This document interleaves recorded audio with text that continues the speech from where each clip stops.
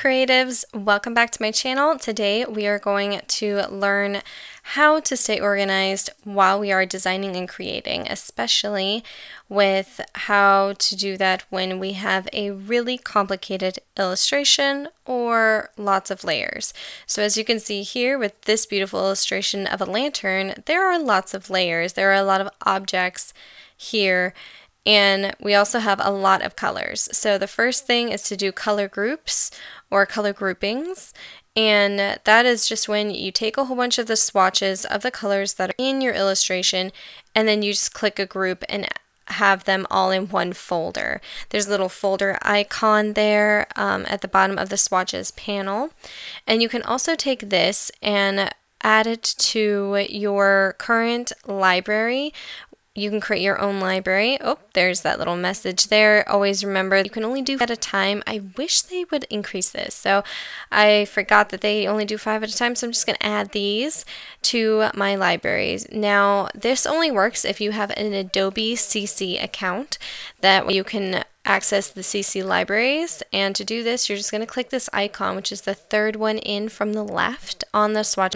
Maybe have your swatch selected by clicking and then holding down shift to then add them in there. That is a little side clip. My program doesn't allow me to record CC library, which is weird, but there we go.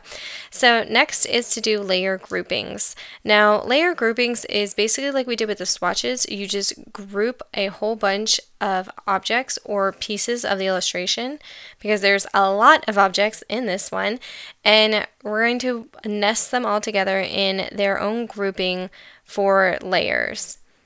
And this is also considered to be layer stacking. You can stack layers one above the other to make sure that everything is in the right perspective view. So what's closest to you is going to be on top, and what's furthest away is going to be on the bottom.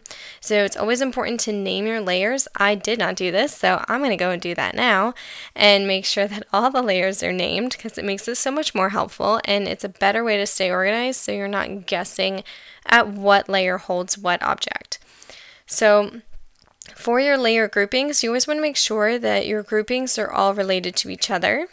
And for instance, like with this object here, we're going to use that to nest it into a group of layers under the lantern. So that one, it's its own layer, and then we're going to take that layer, click and drag and drop it into the lantern grouping layer, if that makes sense. So I think I'm just going to continue to name all of these layers because I didn't do it earlier, so I'm just going to finish naming all these layers.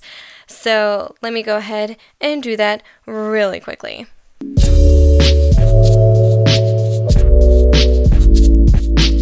Yep, that's the background.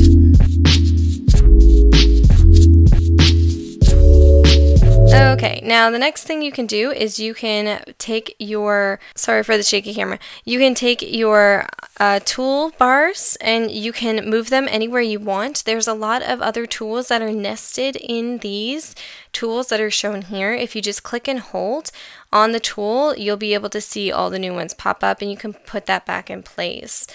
Another way to stay organized is also to change up your workspaces.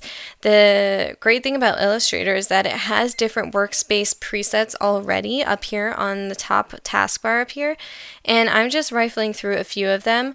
There's Essentials, Essentials Classic, there's painting and proofing, there's one for animation. There's quite a few here, so you can just see some of these as I'm going through them.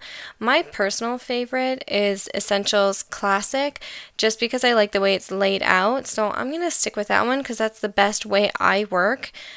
You can figure out which way works best for you if you haven't already, and that's just the most efficient way to figure out where everything's at and have everything already set up when you open up the program. I hope you guys enjoyed this little short video, and I will see you for the next one.